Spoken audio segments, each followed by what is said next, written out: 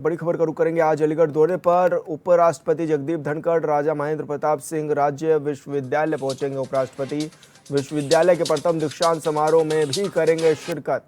तो बड़ी खबर आपको बता रहे हैं, जहां पर राजा महेंद्र प्रताप सिंह राज्य विश्वविद्यालय पहुंचेंगे उपराष्ट्रपति जगदीप धनखड़ और विश्वविद्यालय के प्रथम दीक्षांत समारोह में शिरकत करेंगे।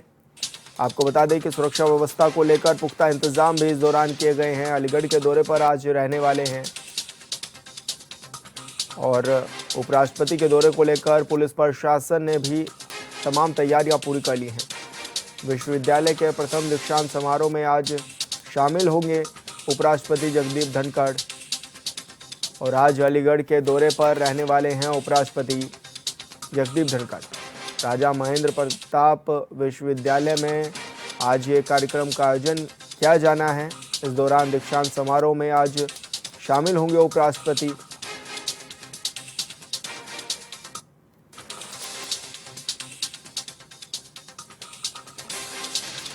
और लखनऊ से बड़ी खबर, यूपी में 9 सीटों पर होने वाले उपचुनाव का मामला। 8 सीट पर दलित प्रत्याशी को मौका दे सकती है बीजेपी। आज जारी हो सकती है बीजेपी के प्रत्याशियों की लिस्ट। 1 सीट पर मिल सकता है सामान्य जाति के प्रत्याशियों को मौका। तो ये बड़ी खबर आपको बता रहे हैं, जहां पर 9 सीटों में से 8 सीटों पर दलित चेहरों को मौका दे सकती है बीजेपी और सामान्य जाति के प्रत्याशी को 1 सीट पर मौका दिया जा सकता है। यूपी में 9 सीटों पर उपचुनाव होने हैं, जिसके लिए बीजेपी ने अपनी कमर कस ली है। 8 सीट पर दलित प्रत्याशियों को मौका दे सकती है बीजेपी और इस दौरान आज ही प्रत्याशियों की लिस्ट भी जारी हो सकती है। तो बड़ी खबर आपको बता रहे हैं, जहां पर 1 सीट पर मिल सकता है सामान्य जाति के प्रत्याशी को मौका। लखनऊ से एक खबर बता रहे हैं, जहां पर यूपी में 9 सीटों पर उपचुनाव होना है। बीजेपी ने रणनीति भी तैयार कर ली है। बताया यह भी जा रहा है कि 8 सीट पर बीजेपी दलित चेहरों को प्रत्याशी बना सकती है।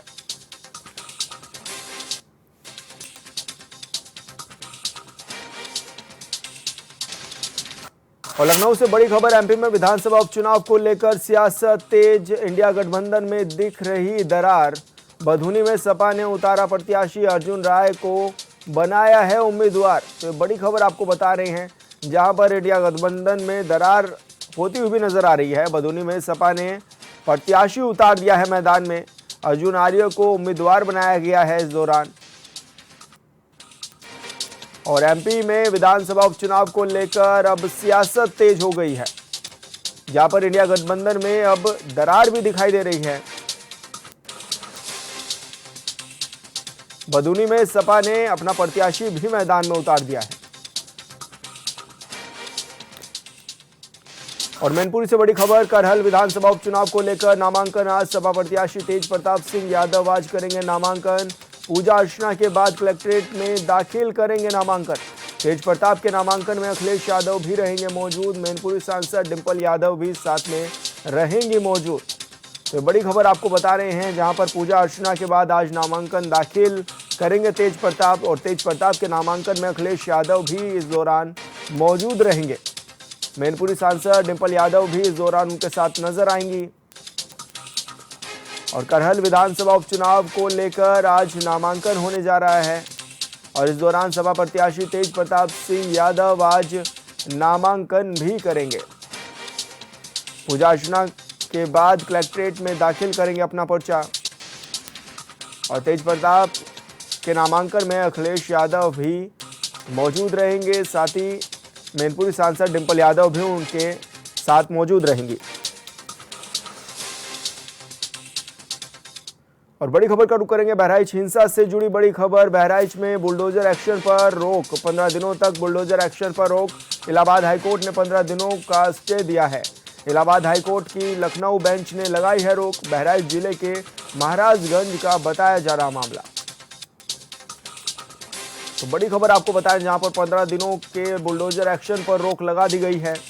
ऐसे में राज्य सरकार ने ये कार्रवाई के आदेश भी दिए थे, लेकिन अब इलाहाबाद हाईकोर्ट ने इस कार्रवाई पर रोक लगा दी है और लखनऊ बेंच ने ये सुनवाई भी की है। तो बहराइच हिंसा से जुड़ी ये बड़ी खबर आपको बता रहे हैं।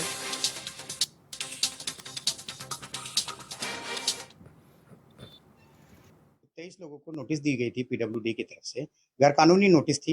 इसीलिए एपीसीआर की तरफ से एपीसीआर के पैनल के थ्रू माननीय उच्च न्यायालय में एक याचिका किया गया था, जिस पर माननीय उच्च न्यायालय ने इस मामले को अर्जेंट समझकर अर्जेंट सुनवाई किया और माननीय उच्च न्यायालय ने इस पर 15 दिवस का मौका दिया है कि जिन लोगों को 23 लोगों को नोटिस दी गई है उनको 3 दिन न करके 15 दिन का मौका दिया जाए ताकि वो अपना पक्ष रख सके। इसका ये इनडायरेक्ट रूप से मतलब ये हुआ है कि 15 दिवस का ये स्टे है, 15 दिवस तक कम से कम अब बुलडोजर की कार्रवाई पर रोक मानी गई है। कम्युनल वायलेंस हुआ था, उसमें एक किसी की बड़ी अनफॉर्चुनेट डेथ हो गई थी लड़के की। उसके बाद वहाँ एडमिनिस्ट्रेशन ने उस बाजार में जो महाराजगंज बाजार है उसमें 23 लोगों को आइडेंटिफाई किया, या एडमिनिस्ट्रेशन बता पाएगा कि कैसे किया। उनको आइडेंटिफाई करके नोटिस डिमोलिशन की दी थी और 3 दिन का वक्त दिया था, क्योंकि आज खत्म हो रहा था। हमने पीआईएल इस वजह से की थी कि जिनको नोटिस दी गई है, जो कि विक्टिम है, पीड़ित है, जिनका घर गिराया जाना था, वो ज्यादातर लोग या तो जेल में थे या वहां से भागे हुए थे डर के मारे। और सीधा छत्तीसगढ़ का रुख करेंगे, जहां पर पुलिस स्मृति कार्यक्रम का आयोजन किया जा रहा है और पुलिस स्मृति दिवस कार्यक्रम का इस दौरान आयोजन किया गया। रायपुर छत्तीसगढ़ में सीएम विष्णुदेव साय ने श्रद्धांजलि भी इस दौरान दी है बलिदान देने वाले पुलिस कर्मियों को।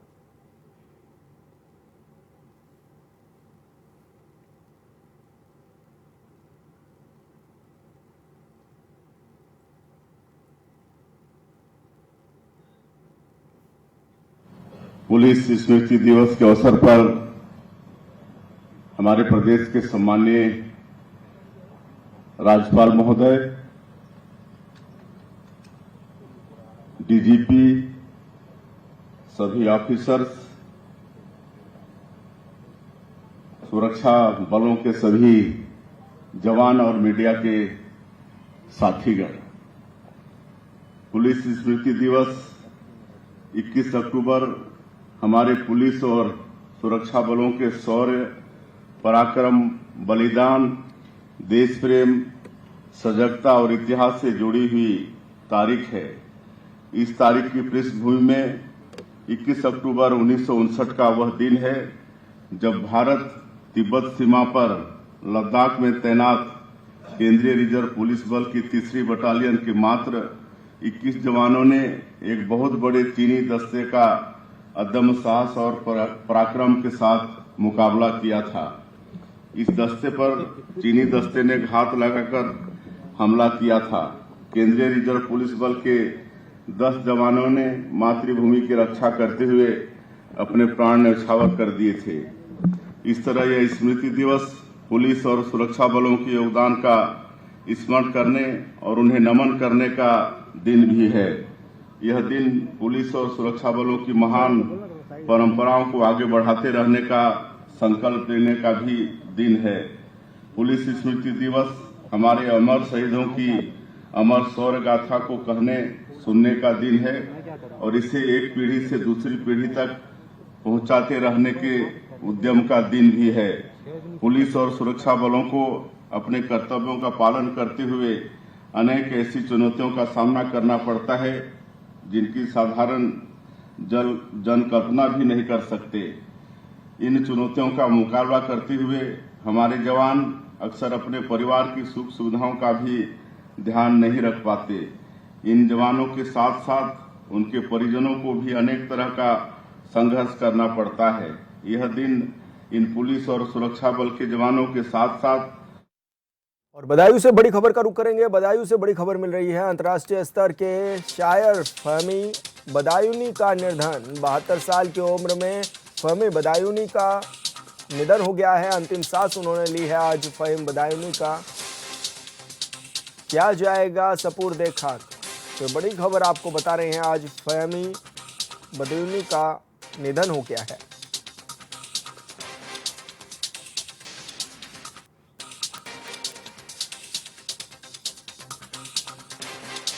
और उन्नाव से बड़ी खबर, पीएनसी इंफ्राटेक की लापरवाही से बड़ा हादसा। मिट्टी धंसने से 2 मजदूरों की दबकर हुई मौत। हादसे में घायल को कराया गया अस्पताल में भर्ती। पाइपलाइन डालने के दौरान अचानक मिट्टी धंस गई और पीएनसी प्लांट के गेट पर डाली जा रही थी ये पाइपलाइन। इस दौरान कड़ी मशक्कत के बाद सभी को निकाला गया बाहर। बीघापुर थाना क्षेत्र के पीएनसी प्लांट का है ये पूरा मामला। तो पीएनसी प्लांट के गेट पर यह मिट्टी डाली जा रही थी और इस दौरान जमीन धंस गई और बड़ी संख्या में मजदूर इसमें फंसे, जिसके बाद कड़ी मशक्कत के बाद उन्हें बाहर निकाला गया।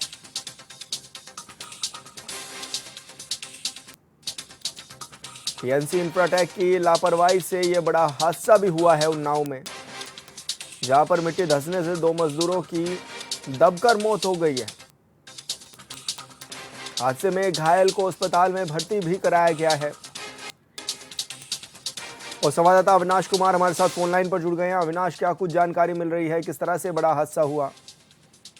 जी बिल्कुल विशाल जी, आपको बता दें ये सिकंदरपुर के बीघापुर क्षेत्र के पीएनसी प्लांट का ये मामला है, जहां हाईवे निर्माण चल रहा था। हाईवे निर्माण के पीएनसी प्लांट के सामने ये पाइपलाइन डाली जा रही थी, जिसके जो मजदूर लगे थे उनको सेफ्टी किट भी नहीं दी गई थी, जिसमें ये जो पाइपलाइन है वहां से वो जो डालते हुए जो मिट्टी धंस जाती है उसमें 2-3 मजदूर दब जाते हैं, जिसमें 2 की मौके पर मौत हो जाती है। एक घायल को जिला अस्पताल भेजा जाता है। लेकिन जो मृतकों की बात करें, जिसमें से एक रायबरेली का मजदूर है, जिसमें एक बाराबंकी का है, और मजदूरों को पोस्टमार्टम के जो मृतक है उनके पोस्टमार्टम के लिए सब भेज दिए गए हैं और परिजनों को सूचना दे दी गई है। लेकिन कहीं ना कहीं देखा जाए पीएनसी प्रोजेक्ट की ये बहुत बड़ी लापरवाही सामने देखने को मिली है। तो अभी क्या बताया जा रहा है, जो मजदूर अभी घायल हो गया था उसका इलाज किस तरह से जारी है, और जो 2 मजदूरों की मौत भी हुई है, परिजनों का क्या कुछ कहना है उस पर? जी बिल्कुल, आपको बता दें जो युवक जो मजदूर घायल हुआ उसका इलाज चल रहा है जिला अस्पताल में। उसकी हालात में अभी थोड़ा सुधार है। लेकिन जो परिजन है, मृतक के जो परिजन, उन्होंने साफ साफ जो पीएनसी प्लांट उन पे आरोप लगाया कि अगर सेफ्टी किट वगैरह दिए जाते तो ये हादसा ना होता। कहीं ना कहीं जो कई घंटे रेस्क्यू कर उनको बाहर निकाला गया था और पॉकलैंड मशीन के जरिए से रेस्क्यू किया गया था। परिजन का साफ तौर पर जो इतने बड़े स्तर पर हाईवे निर्माण का कार्य चल रहा था, कहीं ना कहीं उनको सेफ्टी किट मजदूरों को देनी चाहिए थी। जी बिल्कुल अविनाश, बहुत बहुत शुक्रिया आपका तमाम जानकारी साझा करने के लिए। मुख्यमंत्री योगी आदित्यनाथ ने लखनऊ रिजर्व पुलिस लाइंस में पुलिस स्मृति दिवस पर आयोजित कार्यक्रम में शिरकत की, जहां सीएम ने शहीदों सैनिकों को श्रद्धांजलि भी दी। वही कार्यक्रम को संबोधित करते हुए सीएम योगी ने कहा है कि जिन्होंने समाज और राष्ट्र की सेवा के लिए प्राणों का बलिदान देकर अप्रतिम कर्तव्य परायणता का परिचय दिया है, मैं इस अवसर पर सभी शहीद पुलिसजन को विनम्र श्रद्धांजलि अर्पित करता हूं। सीएम ने कहा है कि हमारे जाबाज पुलिसकर्मी को ये सर्वोच्च बलिदान हमेशा कर्तव्य पथ पर पूर्ण निष्ठा और दायित्व बोध के साथ आगे बढ़ने की प्रेरणा देता रहेगा।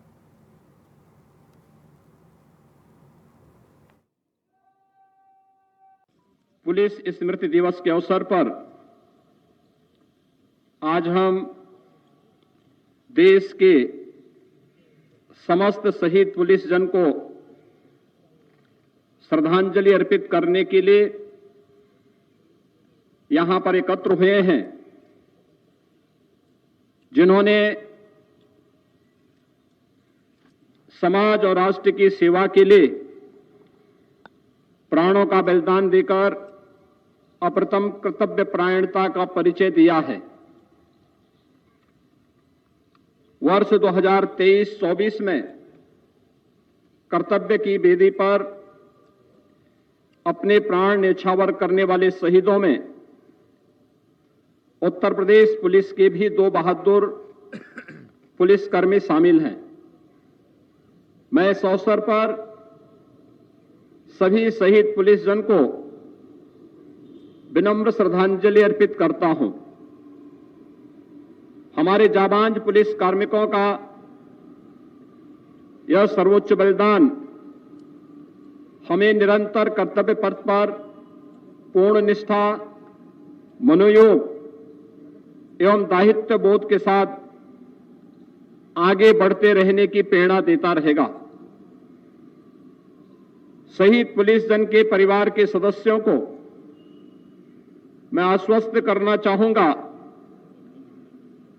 कि हमारी सरकार उनके कल्याण के लिए पूरी तत्परता के साथ प्रतिबद्ध है।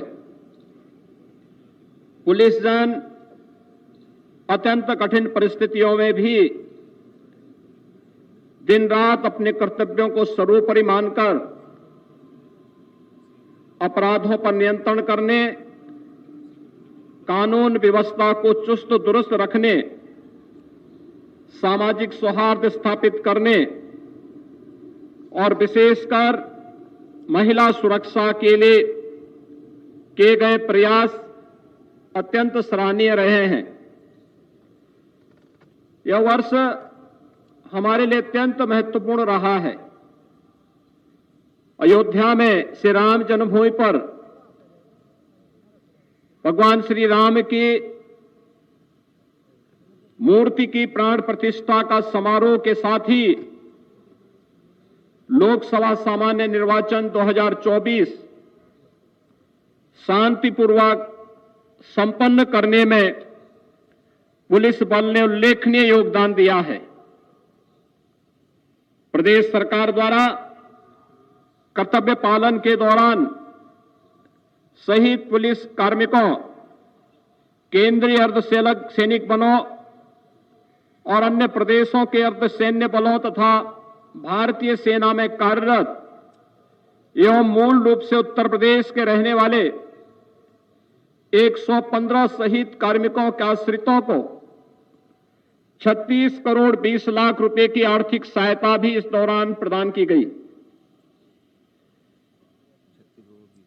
प्रदेश के जनपद इकाइयों में नियुक्त पुलिस कार्मिकों के सुख सुविधा के लिए 3 करोड़ 50 लाख रुपए और कल्याण के लिए 4 करोड़ रुपए, कार्यरत और सेवानिवृत्त पुलिस कार्मिकों एवं उनके आश्रितों के चिकित्सा प्रतिपूर्ति संबंधी 266 दावों के निस्तारण के लिए 30,56,000 रुपए की राशि, 5 लाख रुपए से अधिक के चिकित्सा प्रतिपूर्ति संबंधी 312 प्रकरण हेतु 12 करोड़ 60 लाख रुपए, 135 पुलिस कार्मिकों एवं उनके आश्रितों को गंभीर बीमारियों के उपचार हेतु तात्कालिक रूप से अग्रिम ऋण के रूप में 5 करोड़ 5 लाख रुपए, जीवन बीमा योजना के अंतर्गत बीमित 306 मृतक पुलिस कार्मिकों के आश्रितों की सहायता के लिए 9 करोड़ 8 लाख रुपए, 24 पुलिस कर्मियों और उनके आश्रितों द्वारा कराए गए कैशलेस उपचार के अंतर्गत 21,16,000 रुपए के बिलों और पुलिस कार्मिकों के 205 मेधावी छात्रों को शिक्षा निधि के माध्यम से 53,30,000 रुपए की छात्रवृत्ति का भी भुगतान किया गया। बलिया में सपा के राष्ट्रीय सचिव अवलेश सिंह ने हरियाणा चुनाव में कांग्रेस की हार को लेकर बयान दिया है। उन्होंने कांग्रेस को ही हार का जिम्मेदार बताते हुए कहा है कि कांग्रेस लीडिंग पार्टी ने थोड़ी सी भूल की है। इंडिया गठबंधन के साथियों के सीटों का समायोजन नहीं किया। वहीं महाराष्ट्र चुनाव को लेकर अवलेश सिंह ने बड़ा बयान और बड़ा दावा करते हुए कहा है कि महाराष्ट्र में हमारे 4 प्रत्याशी डिक्लेयर हो गए हैं। सपा ने 12 प्रत्याशियों की मांग रखी है।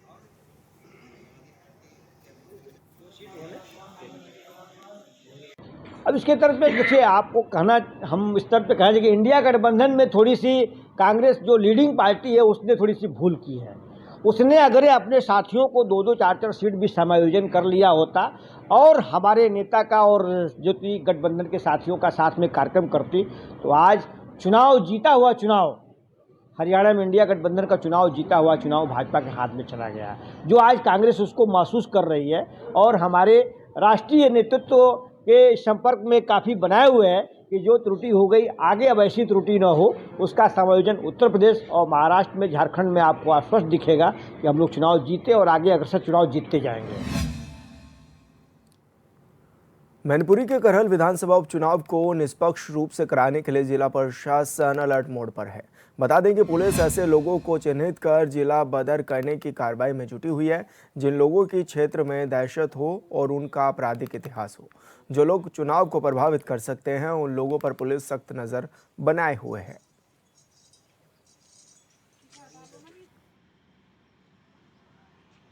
सिंह सन ऑफ रामविलास इनके संगीन अपराधों कार्ड जो है माननीय जिलाधिकारी महोदय द्वारा गुंडा की कार्रवाई करते हुए जिला बदर किया गया है। आज से इन्हें इस ज़िले में से बाहर लगभग 6 महीना आना पड़ेगा। 6 महीने के भीतर अगर ये ज़िले में आएंगे तो उन्हें पुनः विधि कार्रवाई की जाएगी और उसका कड़ा संज्ञान लिया जाएगा। इनका आपराधिक इतिहास कैसा है सर? इन पे संगीन अपराध हैं, इन पे लगभग 2 संगीन अपराध हैं। उन अपराधों के कार्ड जो है गुंडा की कार्रवाई की गई थी और इसी के कार्ड पर जिला बदर कार्रवाई की गई।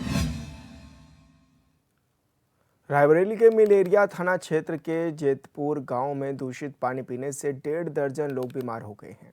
इसकी सूचना पर जिला प्रशासन ने डॉक्टर की टीम गांव में भेजी है और नगर पालिका कर्मचारियों को गांव में पीने के लिए टैंकर की व्यवस्था कराने के निर्देश भी दे दिए हैं। वहीं बीमार लोगों का इलाज चल रहा है, जहां अब स्वास्थ्य विभाग पर सवाल भी खड़े हो रहे हैं।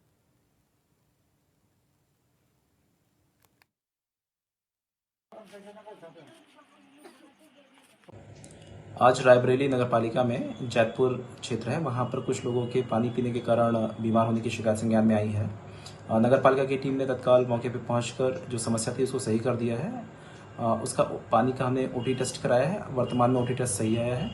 हम लोगों ने अस्थायी रूप से जो पानी की सप्लाई थी उसके लिए वहाँ पे टैंकर्स लगवा दिए हैं और टैंकर से ही लोग पानी वर्तमान में पी रहे हैं। मेडिकल की टीम्स मौके पे पहुँच गई हैं और जो भी लोग घर पे थे उनका वहीं पे जांच करके उपचार किया जा रहा है।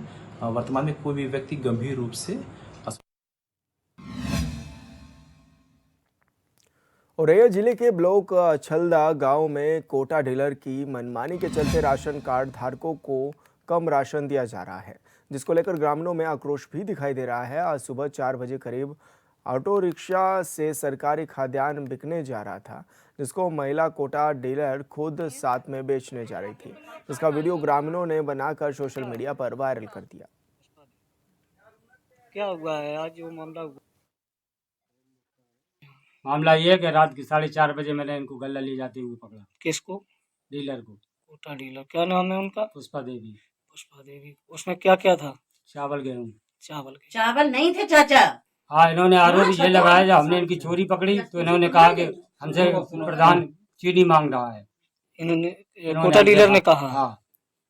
अच्छा, इन्होंने ये आरोप लगाया आपके ऊपर। ये मामला आ रहा है संज्ञान में कि जो है आप जो मशीन से है अंगूठा लगवाती हैं उससे आप राशन नहीं देती हैं क्या?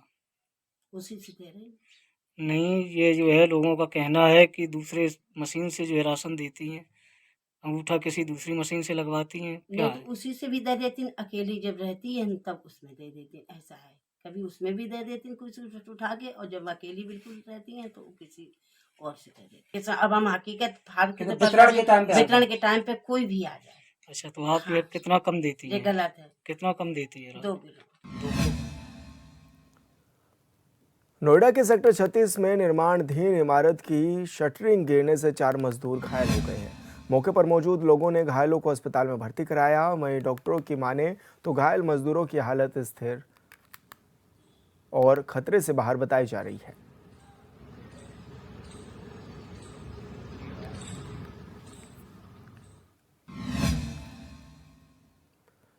आजमगढ़ के कदरापुर थाना क्षेत्र स्थित एक गांव में जनता को पैसे का लालच देकर उन्हें धर्म परिवर्तन कराने को कहा गया।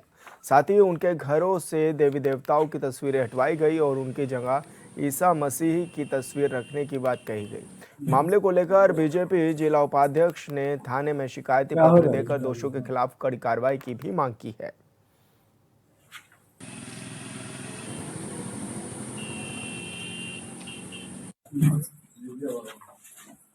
ईसाई बनाया जा रहा है, तब वहाँ के लोगों ने जागा और वहाँ के लोगों ने मुझे बताया, तो मैंने यशो कंदरापुर को बताया कि तत्काल वहाँ पे जाइए, और वहाँ पे हमारे लोग भी गए।